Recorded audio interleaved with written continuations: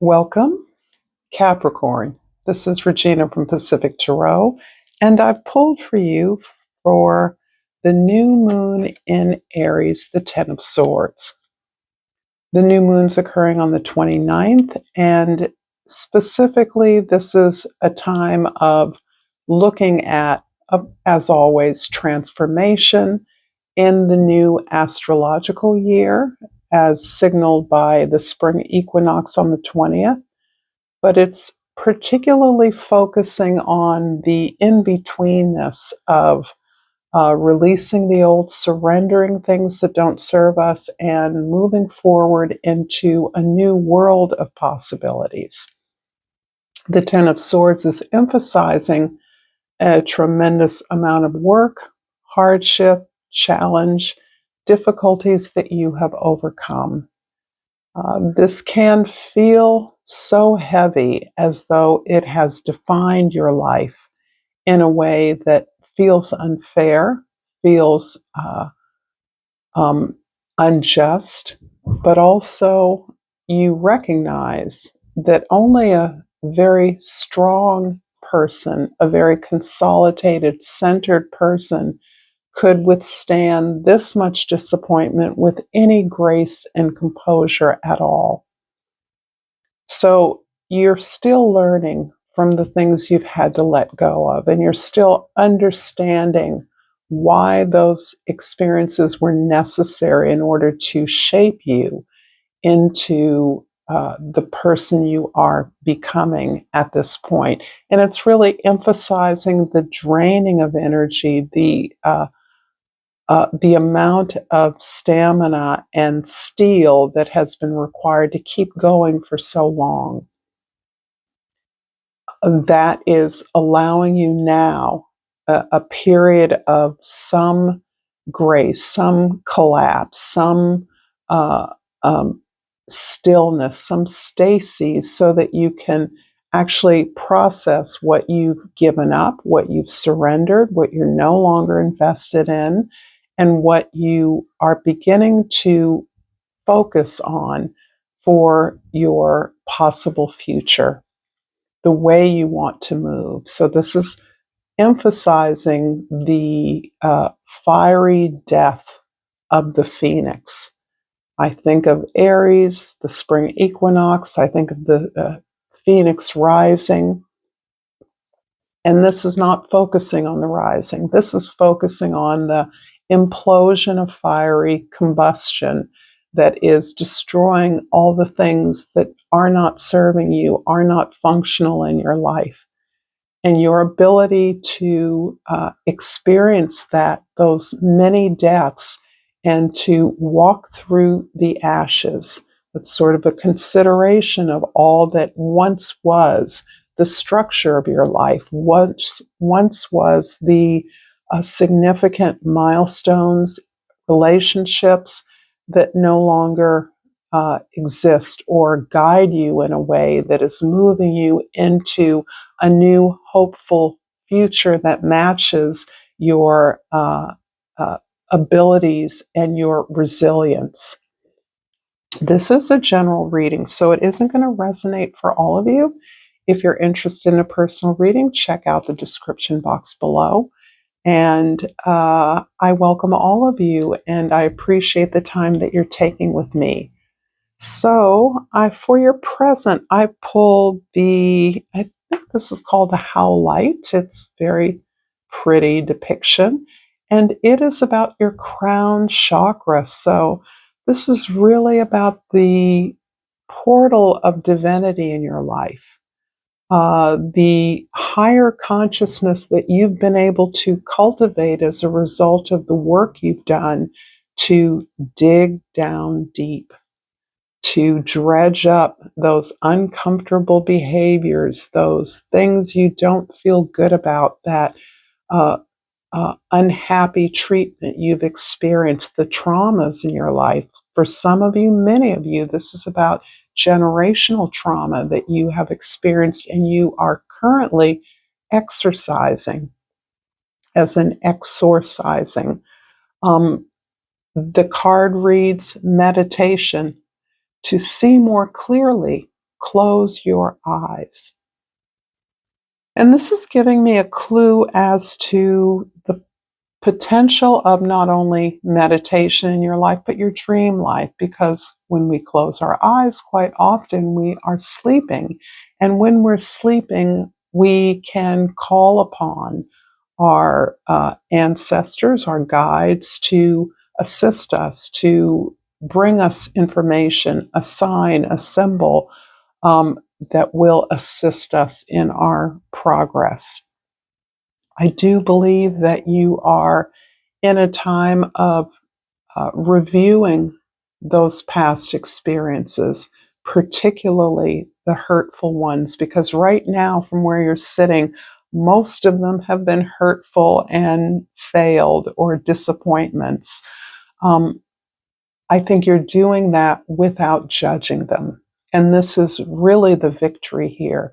You've understood how these fearful experiences, hurtful experiences have limited you, have kept you constricted. And you are now aware that by judging those experiences, judging those people, and judging yourself in those experiences, you have kept yourself stuck there. Reliving, repeating, still being angry about stuff that happened a long time ago. And for many of you, still in those relationships that are hurtful and that continue to hurt you. There is no vision in some of those spaces for the you that you are becoming. And that is, in fact, what is clarifying the meditation card is the Page of Swords. I love the Page of Swords because this is, for me, a marker of progress. When we get to a place where we know that we don't know, we know the limits of what we know, what we've learned, then we're actually in a place of greatest possibility. It's all learning, it's all observing, it's all taking notes, it's all following the signs, it's all looking for signs. There's an active way in which you are open to new ideas, open to conversations, asking the right questions, challenging your assumptions that are important and critical to opening up, to finding a new truth, a new possibility, a new justice in your life.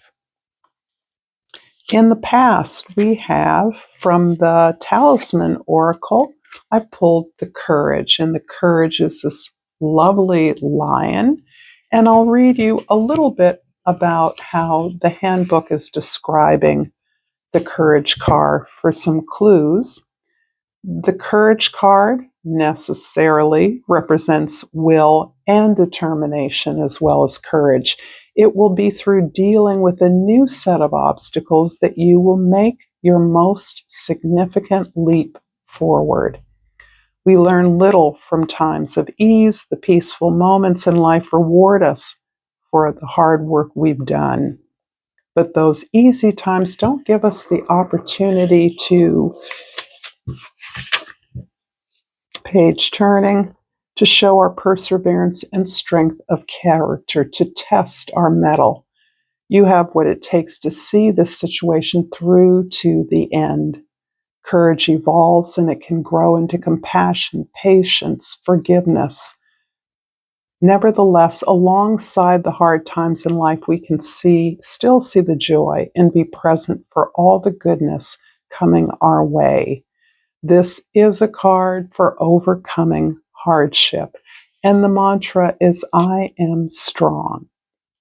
So I think this is definitely in your past position describing how you've gotten through, how you've been resilient, how you have put on your armor and made your way through the most unforgiving, ungentle, unkind situations and relationships with your head held high, knowing that you are strong, that no individual event or relationship will defeat you, and you continue to live in that purpose, that strength, that resilience of knowing you were made for this at some level. The past is clarified by the King of Swords. So isn't it interesting? In the present, we are wide open. We finally understand what we don't know, the limits of the possibility, the limits of our knowledge in facing new possibilities. But in the past, we've actually mastered an understanding of our truth. We are mastering it. It's not as though any of these things reach a finite conclusion in our lives, but you have come to a place where you understand that your greatest ability, particularly for those of you that are speakers, writers, recorders, uh, uh, deal with conversations, dialogue, discourse at any level, that your strength is in challenging your assumptions and the assumptions of others. Your strength lies in moving against the status quo, as we now are experiencing the crumbling of that around us. You've been right all along, but you've been pretty isolated in your experience, in your speaking your voice, speaking your truth.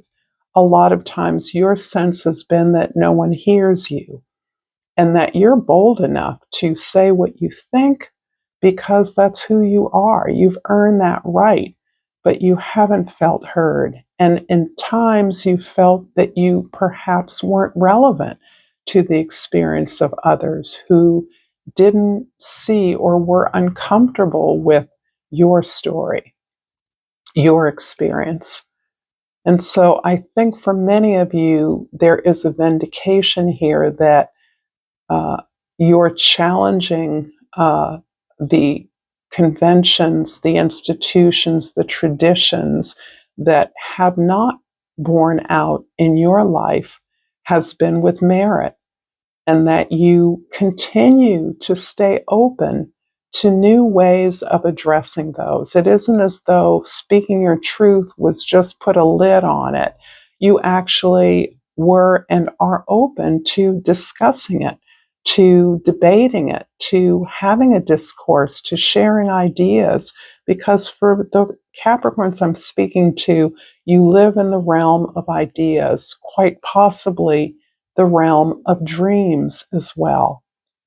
And so translating that into ways that people can hear and understand is part of your journey, part of bringing that wisdom to the service of others is part of your journey, finding that voice, finding that story, finding that theme that is relevant and that represents how you've made it through, how you continue to make it through in increasingly challenging and chaotic times. You have something, you're on to something, and you're now in the process of opening that up, understanding that better so that you can share it with people. This is exciting to me. I'm a Capricorn. In your future, I've pulled the ladybug from the wild elemental. I'm sorry you can't see that better because I love ladybugs. And one of my fondest memories is purchasing ladybugs from the nursery in the neighborhood to disperse with my then 3-year-old son in our yard garden. And although we knew half of them were going to fly away into someone else's garden or yard, it was such a beautiful, fun experience. And I am totally one of those people that believes ladybugs are good luck. So the ladybug's attributes are good luck, past lives, spiritual enlightenment, death and rebirth. And I think the very experience of the ephemeral nature of ladybugs and other small insects is that they do key us into the transformation and transmutation of energies, the cycle of life, the beauty and process of growing things, the garden. That experience is so important about the regeneration of life, the regeneration of energy. This is a time we're in right now for many of you, Ladybug appearing in your life heralds a time of luck, when the seeds that you've planted will start to unfurl and you will see the results of your hard work. Sometimes this good luck comes after a time of darkness.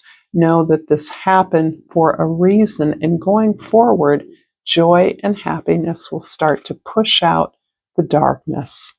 So yes, this is absolutely stunning. And I do think that the idea of luck, which is really the illusion of no effort, is something that you can personally put to the test. You can personally put the lie to. All of your luck comes as a consequence of your work. There's no other way around it. When we observe natural cycles, when we observe our gardens, when we plant plants, when we sow seeds, this is all about effort. One stage of energy transmutes to another. And this is important because what appears to be a lucky stroke, oh, look at that lucky Capricorn, look at all the things they get to do or they have. And this might resonate with the way that others have seen you or are seeing you as things begin to turn in your favor. This is clarified by the Wheel of Fortune. And the Wheel of Fortune is all about, some would call it, and I would call it, the Wheel of Karma.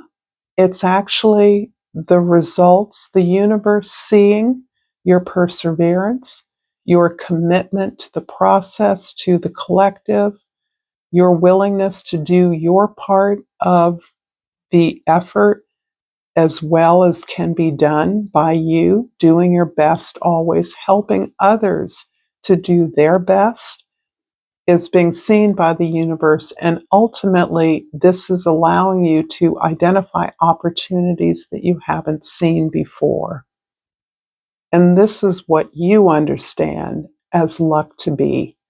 As you expand your understanding, the possibilities, as you open up to the new world that is symbolized by Pluto's transit into Aquarius in November of last year, how that has gotten us out of jail, particularly for Pluto, for Capricorns when Pluto was in Capricorn for so long, but also that we are now capable and resources are available that never existed before. And the possibility that we can realize in our lifetimes with the proper or the appropriate utilization of those tools. So I do see you being thoroughly involved in allowing yourself to enjoy the surrender of the past. That's where we started. These are both tens. The number of change, the number of reversals, of leveling up, of going to a new level, so that you're appreciating what has been left behind, the understanding of that, the understanding of what you're surrendering, the release of control of things you can't control, the relief that comes from releasing obligations, responsibilities that are no longer yours. I'm going to clarify this card with just one card from the Celtic Oracle. That's not the name of this tarot, but I can't remember the name. And I pulled the Five of Swords. I love this because this is, I wouldn't say it's a warning. This is you understanding finally the resistance that you have received for so long. And this can be a sense of resistance from intimates, family members, people that you love and you think love you and would want to celebrate you, but you may have consistently experienced a criticism. This can be family of origin or conditioning stuff. This can be social censure that you've experienced as a result of being different and having a lot to say about it. I think that you understand, as has been stated, that others' limitation is not your limitation. Others' misunderstanding of you or your energy is not your error. This is not something you need to internalize. This does not belong to you. The resistance is a fact of life. Anytime we attempt something, we certainly attempt to change a story that others have been telling us or telling about us for so long, raises fears, anxiety, envy, jealousy, competition, whatever. So I think that you are cautious in this in between time that we're experiencing as you continue to carefully clear the path of old debris, old service, as you cleanse yourself, as you simplify your life and focus on what it is you want rather than what it is you don't want. And to finish up this reading is an oracle card from the Soul's Journey, and I pulled Perseverance. I know that I can do whatever I set my mind to. And that sort of is it in a nutshell. If you've enjoyed this content, please enjoy this content. And until next time, Capricorn, namaste.